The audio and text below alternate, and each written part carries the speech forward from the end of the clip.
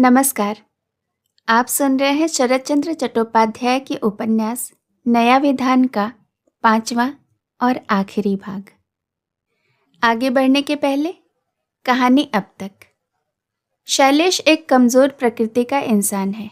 शैलेश के विलायत जाने के बाद पिता और ससुर में वाद विवाद हो जाने की वजह से पहली पत्नी उषा को उसके पिता के घर भेज दिया गया था। दूसरी पत्नी से एक पुत्र सोमेन है, जिसे 9 वर्ष का छोड़कर वह स्वर्ग सिधार गई। शैलेश के लिए भवानीपुर के भूपेंद्र बाबू की मंझली मैट्रिक पास लड़की का प्रस्ताव आया है, जिसे शैलेश स्वीकार तो करना चाहता है, परंतु लोक लाज के डर से उसे पहली पत्नी उषा को घर बुलाना पड़ता है। उषा एक धार्मिक प्रकृति की औरत है। आते ही उसने पूरे घर की जिम्मेदारी खुशी खुशी उठा ली और सोमेन से भी बहुत प्यार करने लगी। शैलेश भी बहुत खुश है, परंतु समस्या आती है जब शैलेश की बहन विभा का घर में प्रवेश होता है। विभा उषा को पसंद नहीं करती। जिस तरह से वह सोमेन का लालन पालन कर रही है, वह भी उसे पसंद नहीं आता। वह शैलेश को आगाह करती है कि सोमेन उनके घर का इकलौता चिराग है, वह उसकी परवरिश पर ध्यान दे। शैलेश अपनी बहन विभा को ही सोमेन की जिम्मेदारी उठाने का प्रस्ताव दे देता है। यह बात उषा सुन लेती है और बहुत आहत होती है। उषा के सोमेन को इतना प्यार करने के बावजूद भी शैलेश का उस पर यह अविश्वास उसके मन को बहुत चोट पहुंचाता है और वह शैलेश से कहती है कि अब वह इस घर में नहीं रहना चाहती, वह अपने भाई के घर चले जाना चाहती है। शैलेश के अंदर इतनी हिम्मत नहीं है, या कह लीजिए कि उसका अहम उसे उषा को रोक नहीं पाता।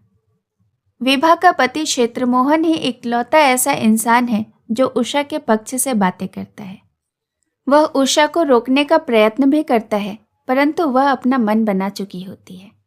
जब उषा का भाई उसे लेने आता है, उस वक्त भाई के सामने उषा को लक्ष्य करके शैलेश उषा की गलतियों को बताता है और भली बुरी बातें कहता है।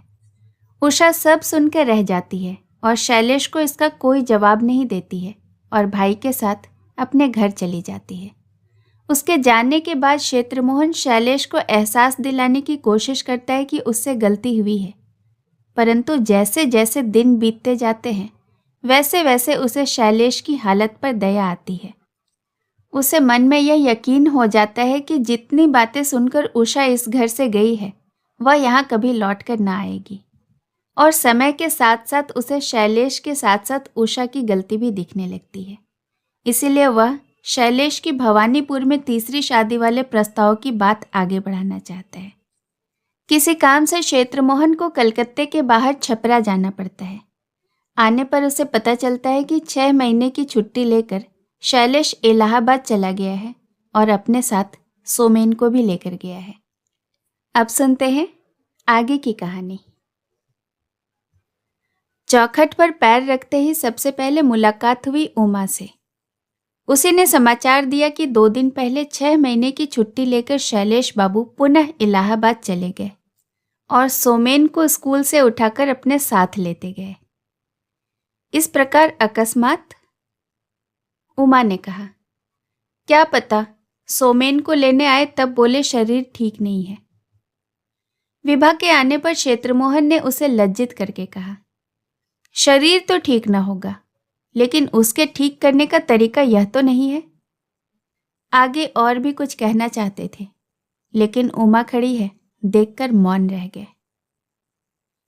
और भी 5 जूनियर बैरिस्टरों के जिस प्रकार दिन कटते थे, क्षेत्रमोहन के भी उसी प्रकार कटने लगे।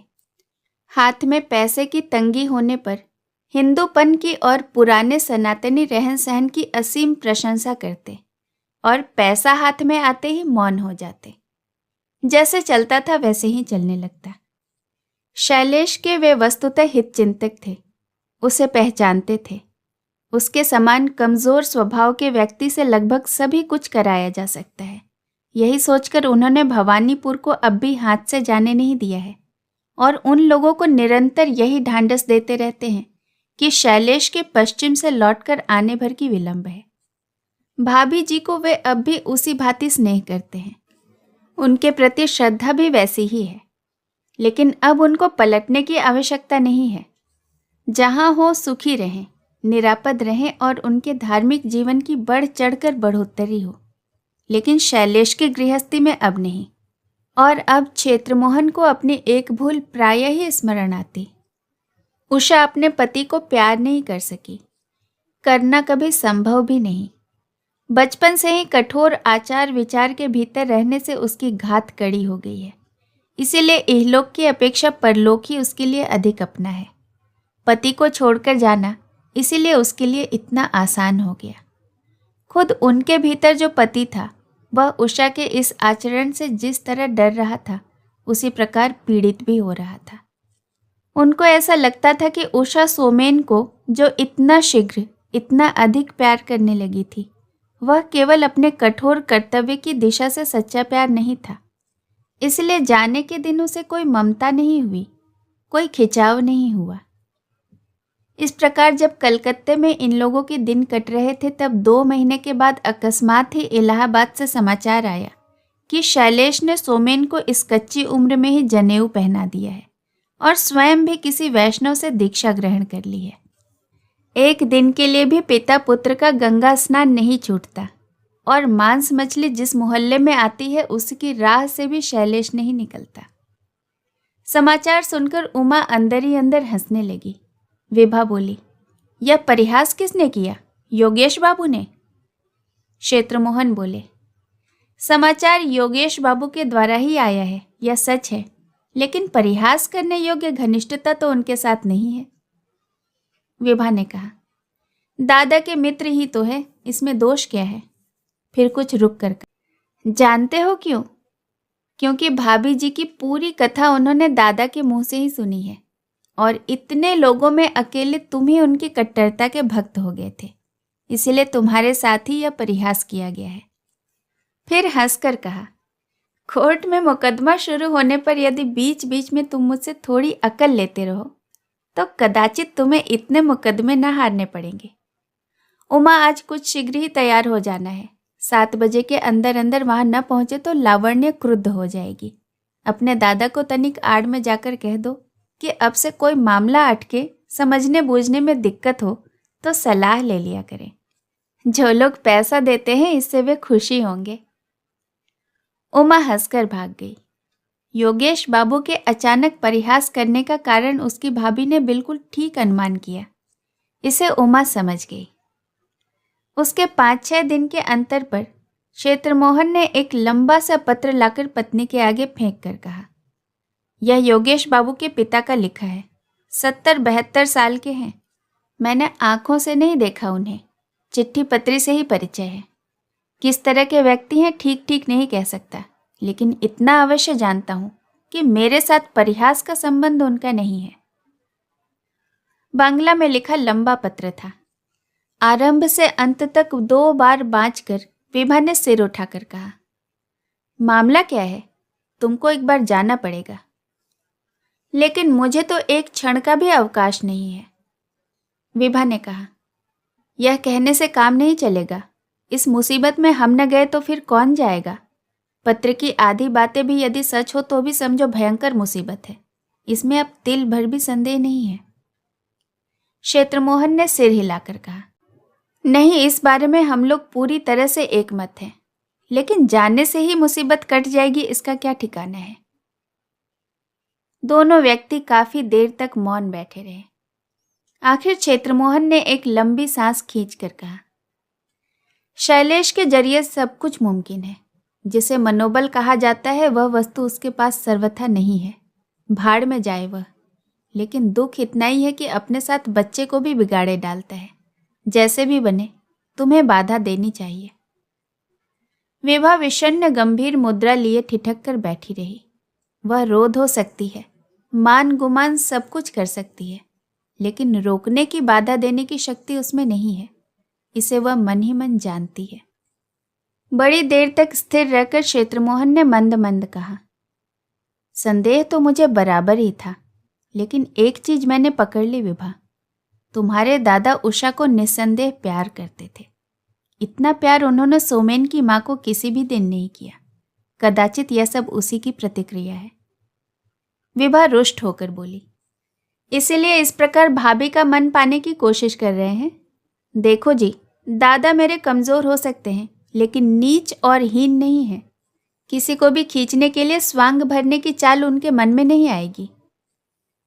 यह प्रतिक्रिया नाम की वस्तु कितनी अनोखी है, विभा बेचारी क्या जाने। क्षेत्रमोहन ने भी सिर्फ पुस्तकों में पढ़ा है, वे भी अधिक कुछ नहीं जानते।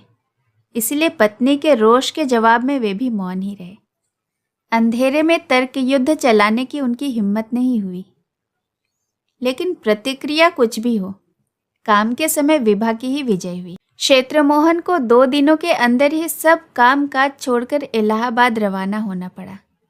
वहां से पलटकर उन्होंने जो कुछ आरंभ से अंत तक कहा, वह जितना हास्यपद था उतना ही अप्रिय।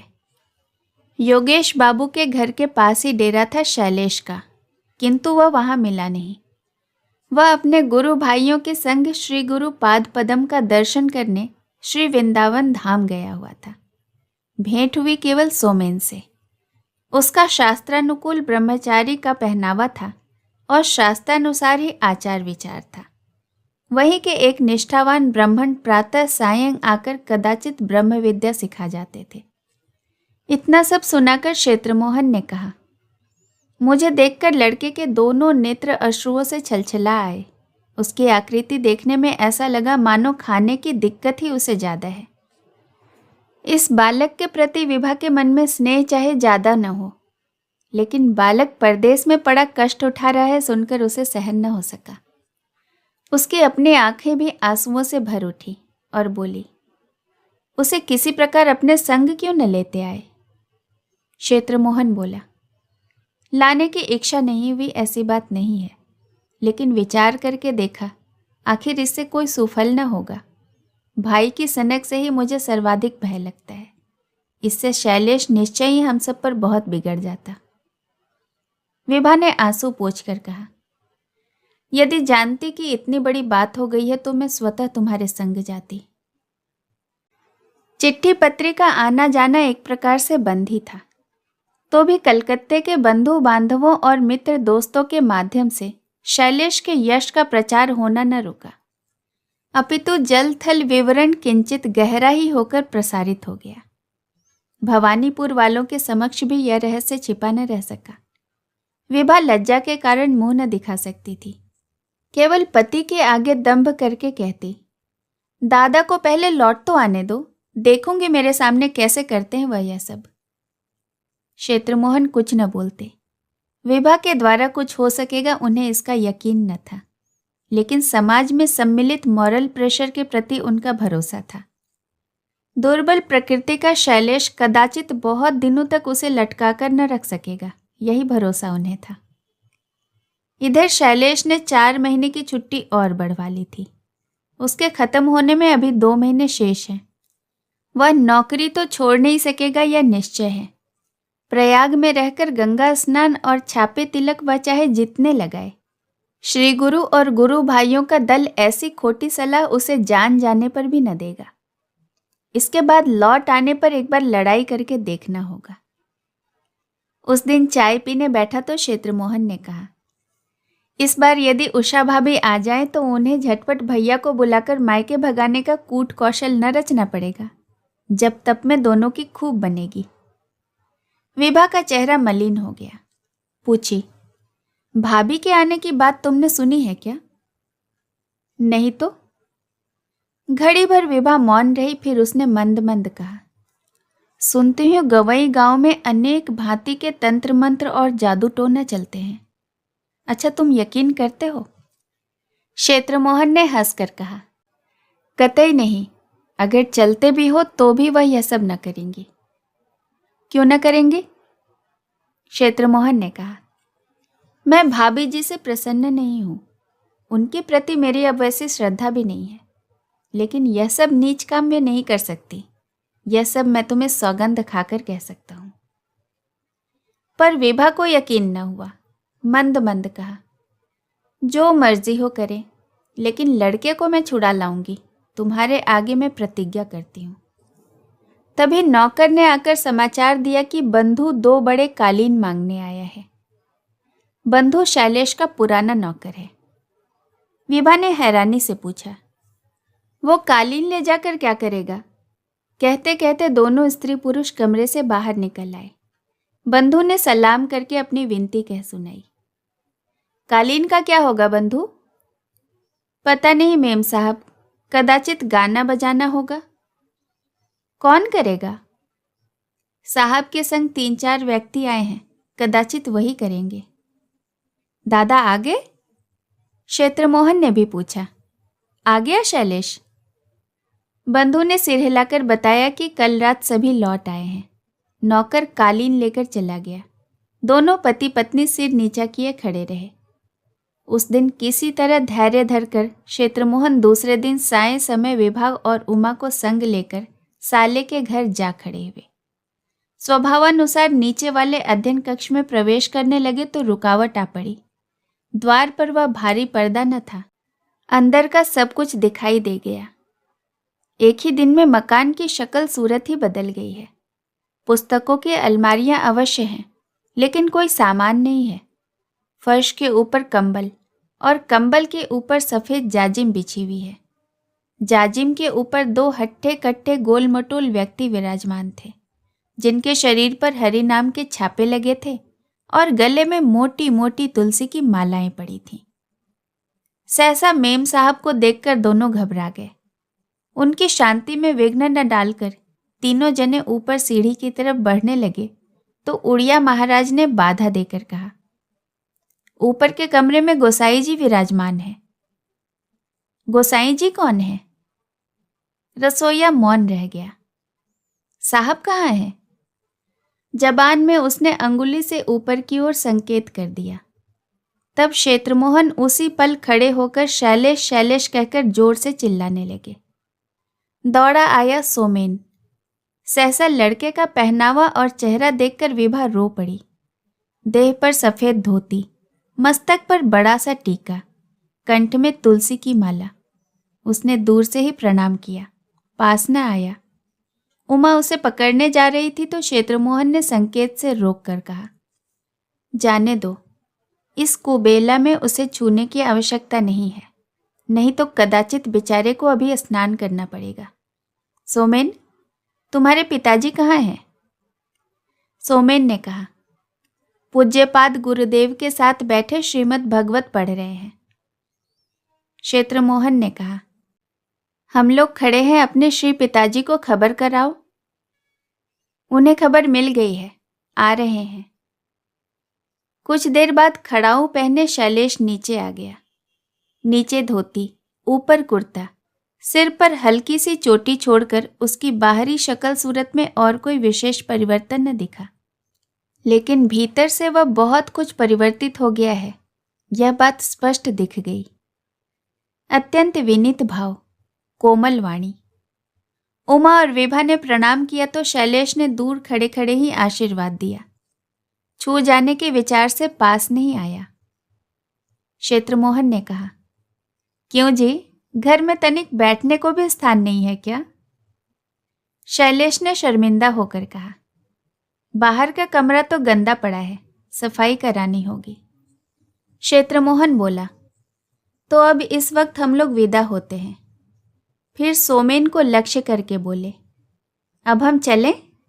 कदाचित हम लोगों की अब यहाँ कोई विशेष आवश्यकता न होगी, तो भी तुमसे कहे जा रहा हूँ, अगर बैठने का स्थान हो जाए तो मुझे खबर दे देना बेटा। शैलेश मौन खड़ा रहा। गाड़ी में विभा ने किसी से कोई बात नहीं की।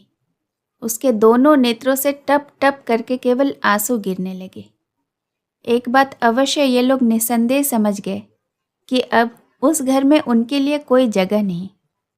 विभा ने पति के आगे प्रतिज्ञा दी थी कि दादा चाहे कुछ भी करे, वह सोमेन को बलपूर्वक छीन लाएगी।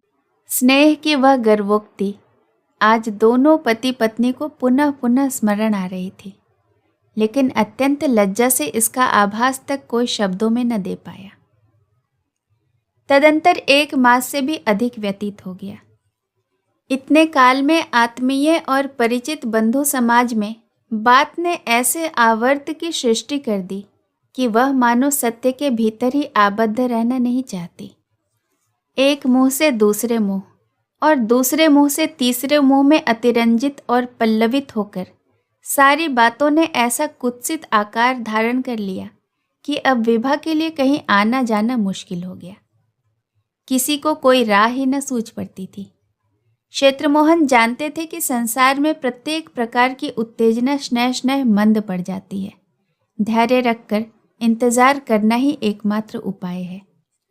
यह परलोक के लोभ का व्यवसाय यदि किसी प्रकार एक बार आरंभ हो गया तो फिर आसानी से नहीं रुक सकता। अनिश्चित राह से एक सुनिश्चित की आशा ही मनुष्य को पागल बनाकर लगातार धक्का देकर चलाया करती है। इसके ऊपर एक प्रचंड विभीषिका है उषा। मित्र और शत्रु भाव से सर्वनाश की नींव डालकर वही गई है। किसी भांति कोई समाचार पाकर अगर कहीं से वह आ पहुंचे तो फिर और कुछ शेष न रहेगा। अब उषा का नाम लेने पर केवल विभा ही नहीं, उमा के भी, यहाँ तक कि क्षेत्रमोहन के भी तन बदन में मानो आग लग जाती है। सच ही, यदि उषा को न बुलाया गया होता तो यह बला कभी सिर पर न आती। आज रविवार है। प्रातः ही पति पत्नी दोनों बैठकर यही आलोचना कर रहे थे। जिस दिन बेइज्जत से होकर लौट आए थे उस दिन से फिर इन लोगों ने कभी उधर का मुंह न किया था, लेकिन समाचार उस घर से सब मिलते रहते थे। गुरु भाइयों के दल ने अब शैलेश के घर से हिलने का नाम नहीं लिया और श्री गुरुदेव तथा गोसाई जी ऊपर वाले कमरे में उसी भांति विराजमान है। सांझ सकारे भजन कीर्तन अबाध चलता रहता है। भोग आदि की व्यवस्था भी उत्तरोत्तर बढ़ ही रही है। ये सारी खबरें नियमित रूप से विभा के कानों तक पहुंचती रहती हैं।